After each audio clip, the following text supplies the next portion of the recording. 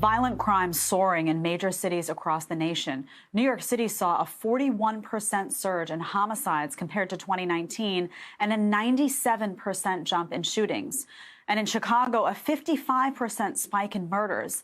Mayor Lori Lightfoot placing the blame on frustration, anger, and mental health problems.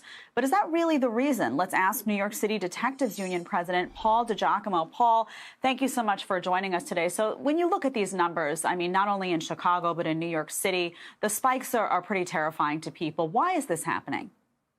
Well, it's happening because of a couple of reasons. The main reason is that the ineffective laws that were enacted by government has emboldened the criminal element in New York City and New York State. People are carrying more guns and using them with no consequences. They're locked up and let out the next day to victimize more people of the city, which puts the police in danger as well. So what's the fix here? What needs to happen to make this better? Well, there's a couple of things that have to be done. The bills and the laws that were put into law and enacted into law have to be changed. Apparently, they are not working. The numbers are so high, like never seen before, that young children, grandmothers, everyone in our communities are being shot and injured or killed.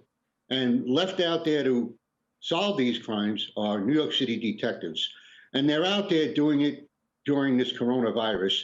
And they are not being given the vaccine like some of the other first responders in the city have been. So I find that as a sort of a police reform by government as well.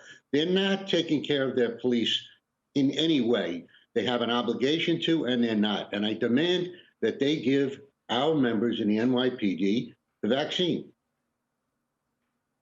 Yeah, you mentioned the vaccine. That was the next topic we were going to get to. And Bill de Blasio's come out and essentially said that the health department was waiting for state guidance and direction as to what to do. Is that explanation satisfactory to you? Well, it is being administered through the state, and the fire department and the EMTs in New York City have received it.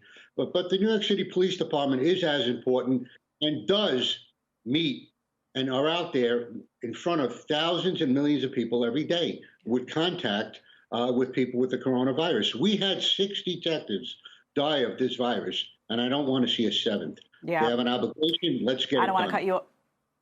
Yeah, I don't want to cut you off, but we're out of time for today. Paul DiGiacomo, thanks so much for joining us.